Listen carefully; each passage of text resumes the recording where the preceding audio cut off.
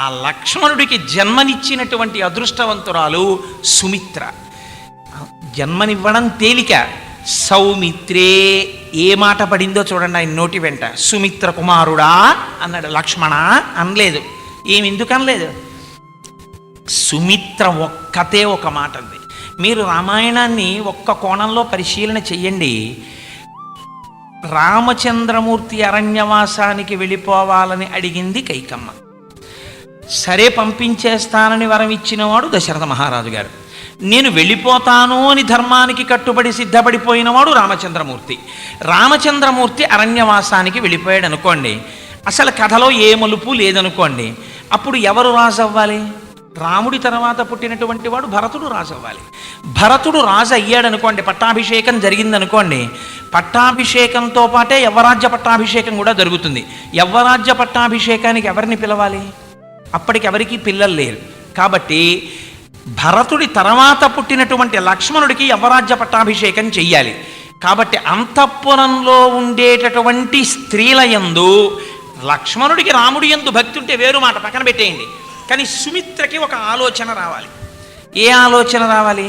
నేను ఏ వరము అడగకుండా, నా చేతికి బురదంటకుండా, సుమిత్ర అడిగింది అని అనిపించుకోకుండా నా కొడుక్కి యవ్వరాజ్య పట్టాభిషేకం వచ్చింది. కారణం ఏమిటి? పైన ఉన్నటువంటి రాముడు అరణ్యవాసానికి వెళ్ళిపోతున్నాడు. నేను ఏమీ మాట్లాడకుండా కూర్చుంటే చాలు, నా కొడుకు యువరాజు అయిపోతున్నాడు అని కూర్చోవాలి సుమిత్ర. కానీ ఈ కోరిక తల్లిగా కొడుకు మీద ఉంటే స్వార్థము అని మీరు అనగలరా? వరం అడిగినటువంటి కైకమ్మని స్వార్థపర్రాలంటారేమో. ఏ వరమో అడగకపోయినా తనంత తాను యాదృచ్ఛికంగా వచ్చేసింది. మరి తర్వాత పుట్టాడు కాబట్టి మీరు సుమిత్రని ఎందుకంటారు స్వార్థపర్రాలని? మీరేమనరు. ఆవిడ మనస్సులో కోరికుండి ఊరుకుంటే మీరు నేను ఎవ్వరం వేలెత్తి చూపించలేం. పైకి మాత్రం అయ్యయ్యో ఏమిటండి పాపం రాముడిని అలా పంపించేయడం అంటూ ఊరుకుని, రాముడు వెళ్ళిపోయిన తర్వాత ఊరుకుని భరతుడికి పట్టాభిషేకం అయితే లక్ష్మణుడికి పట్టాభిషేకం చేయిద్దామని ఆవిడ అనుకుని ఉంటే మీరు నేను సుమిత్ర యందు తప్పు పట్టగలమా? పట్టలేం అని ఆ సుమిత్ర రాముడు అరణ్యవాసానికి వెళ్ళిపోతుంటే అసలు ఆ వరం అడగకపోయినా, లక్ష్మణుడు వెళ్ళవలసిన అవసరం లేకపోయినా సుమిత్ర కాళ్ళకొచ్చి నమస్కారం పెట్టి అమ్మ నేను కూడా అన్నయ్యతో అరణ్యవాసానికి వెళ్ళిపోతున్నాను అన్నాడు. అంటే ఏమనాలి?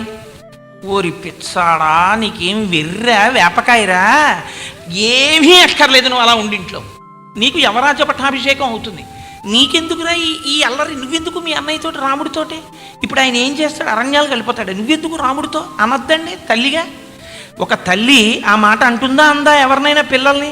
అలా అనలేదు సుమిత్ర. ఆవిడంది రామం దశరథం విద్ధి మాం విద్ధి జనకాత్మజాం అయోధ్యాం అటవీం విద్ధి గచ్చతాత యథాసుఖం అంది. గురే నాయనా, రామం దశరథం విద్ధి, దశరథ మహారాజు గారే రామచంద్రమూర్తి అనుకో, లేదా రాముడే దశరథుడు అనుకో. దశరథ మహారాజు గారు నా తండ్రి అక్కడ ఉండిపోయాడు అన్న భావన రానివ్వకో. రాముడే నీ తండ్రి, అంత గౌరవంతోనూ ఉండు అరణ్యవాసానికి వెళ్ళాక. మాం విద్ధి జనకాత్మజాం, జనక మహారాజు గారి యొక్క కుమార్తె అయిన సీతమ్ముందే ఆవిడే నేననుకో.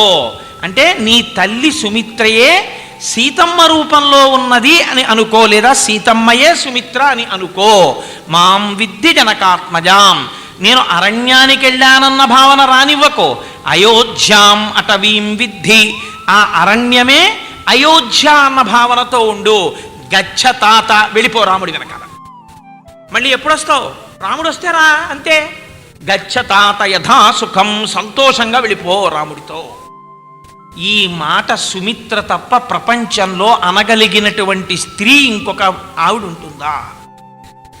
తన కొడుకు కాకపోయినా కౌసల్యాకుమారుడైన రాముడి శుశ్రూష చేయడం, రాముడి సేవ చేయడం లక్ష్మణుడికి మహాభాగ్యంగా భావించినటువంటి మహాత్మురాలు సుమిత్ర.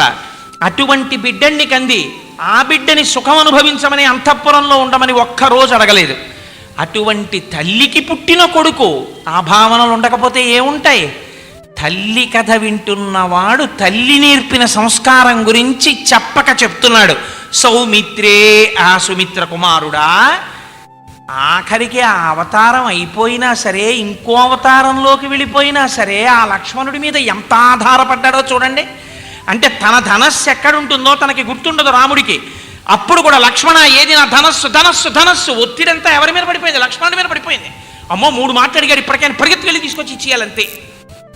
అంతేకాని తను పరిగెత్తుకెళ్ళి తెచ్చుకోడు. సౌమిత్రే క్వధనుర్ధనుర్ధనురితి. ఎందుకు చెప్పాలి ఈ మాట?